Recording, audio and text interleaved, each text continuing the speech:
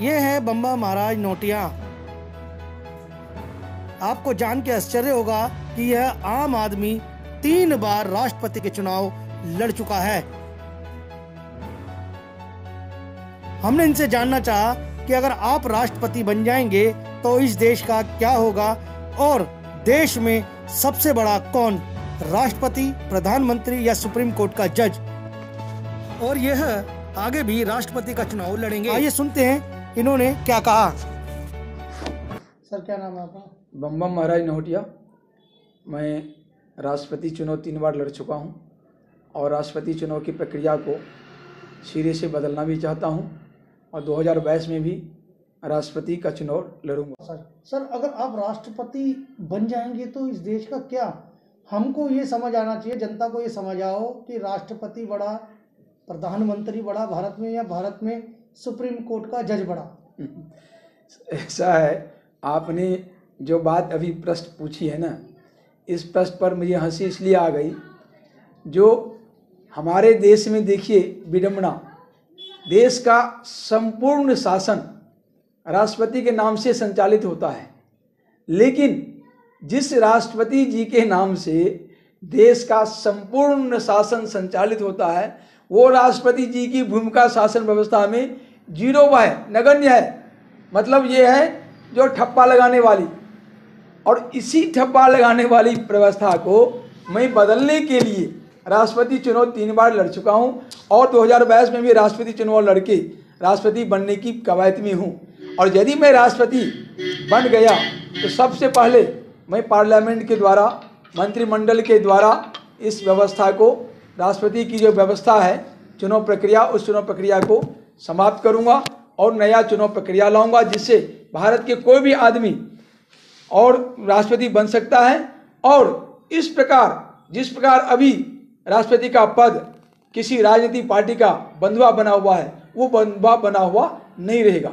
इसके बाद आज के टाइम में यदि मैं राष्ट्रपति होता तो नेचुरली जो दिल्ली जला है वो जलने नहीं देते, जो शाहीनबाग कांड हुआ वो होने नहीं देते। अभी जो किसान आंदोलन चल रहा है, किसानों के नाम पर गैर किसानों का आंदोलन चल रहा है, खालिस्तानियों का, पाकिस्तानियों का, देशद्रोहियों का आंदोलन चल रहा है, ये हम नहीं होने देते। मैं 143 अनुच्छेद 143 के तहत तुरंत सुप्रीम कोर्ट के पास ही कागज भेज देता और उनको कहते भाई आप इस पर एक्शन लो। दूसरी बात मैं उनको ये भी कहता, जो कंटेम्प्ट ऑफ कोर्ट डलवाते तुरंत, क्योंकि सुप्रीम कोर्ट ने शाहीनबाग के मैटर में एक आदेश जारी किया है, जो कोई भी व्यक्ति गलत तरीके से जन आंदोलन के नाम पर पब्लिक प्लेस को घेर नहीं सकता, रोड को जाम नहीं कर सकता, लोगों की आवाजाही को बंद नहीं कर सकता, सरकारी संपत्तियों को नुकसान नहीं पहुंचा सकता। ये सुप्रीम कोर्ट के ऑर्डर हैं, और जब सुप्रीम कोर्ट के ऑर्डर हैं और सुप्रीम कोर्ट के नाक के नीचे ये सारा कांड हो रहा है, सुप्रीम कोर्ट के जज के नीचे, नाक के नीचे सब कांड हो रहा है और सुप्रीम कोर्ट सोया हुआ है।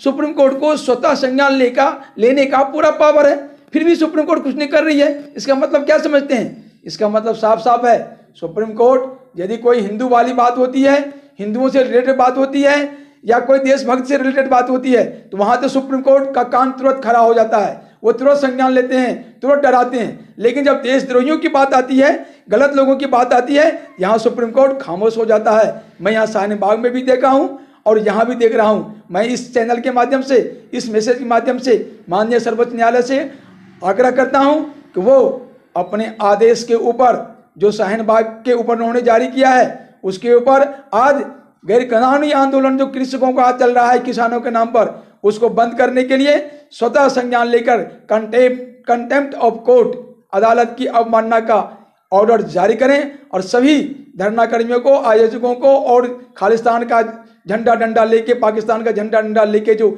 यहाँ बैठे हुए हैं गलत तरीके से, उनको बंद करें। और जो भी आज तक 10, 12, 14 दिन से किसानों का, व्यापारियों का, मजदूरों का और सब लोगों का नुकसान हुआ है, वो सभी नुकसान की भरपाई का आकलन करके उन सभी से, आयोजकों से उन नुकसान की भरपाई कराएं।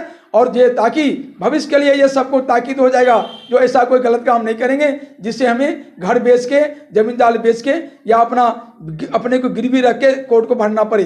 दूसरी बात, मैं सरकार से, माननीय राष्ट्रपति जी से, बात राष्ट्रपति की आई है, तो माननीय राष्ट्रपति रामनाथ कोविंद जी से आग्रह करता हूँ कि वो भी संज्ञान ले और संज्ञान लेकर सरकार को आदेश दें कि वो इसको सख्ती से निपटे, या सुप्रीम कोर्ट को आदेश दें कि वो भी इस पर कानूनी कार्रवाई करें, ताकि देश को आगे जलने से बचाएं। कल को ये रेलवे ट्रैक रोकने जा रहा है, कल को ये हाईवे रोकने के लिए जा रहा है, और आप खामोश बैठे हुए हैं। क्यों बैठे हैं? आपकी जवाबदेही क्या है खामोश बैठने की? क्या आपके हाथ में पावर नहीं है? क्या आपके हाथ में शक्ति नहीं है? जब आपको इन लोगों को कुचलने की शक्ति नहीं है, फिर आप कैसे बड़े मूवमेंट को कुचलेंगे?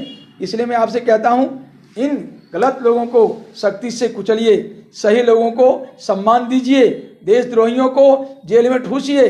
और इस देशद्रोही में जो भी पार्टी शामिल हैं, जो भी संस्था शामिल हैं, जो भी व्यक्ति शामिल हैं, वो बखूबी, अगर आप जेल में नहीं डालते हैं, कोई कार्रवाई नहीं करते हैं, कोई बात नहीं है। आप जो कश्मीर एक्ट है 2 साल का डिटेन करने का, आप इन लोगों को 2 साल के लिए डिटेन मत कर दीजिए, घोर सुरक्षा, भारी सुरक्षा व्यवस्था में ले लीजिए, डिटेन कर दीजिए, कोर्ट को लिख के दे दीजिए, सुप्रीम कोर्ट को लिख के दे दीजिए कि हमने इसको डिटेन किया है, क्योंकि इससे देश को खतरा है और इनको भी जान को खतरा है। और देख लीजिए, मैं गारंटी से कहता हूं, जो एक बार इन 200-300 आदमी को डिटेन कर दिए देशद्रोहियों को, फिर जिंदगी भर ये भारत शांत हो जाएगा और विकास के पथ पर इतना सलीके से बढ़ेगा जो कोच का कामना नहीं कर सकते हैं, सोच नहीं सकते हैं। क्योंकि भारत में विकास करने की इतनी क्षमता है जो हम कम समय में बहुत कुछ कर सकते हैं। इस कोरोना काल में भी हमने इस महामारी को एक अवसर में बदल दिया। माननीय मोदी जी ने अपने नेतृत्व में इस कोरोना काल को एक अवसर में बदल दिया। पूरा विश्व सकते में है कि किस प्रकार भारत इस संकट में भी उभर के खड़ा हो गया है। ये ताकत इस देश की जनता की है।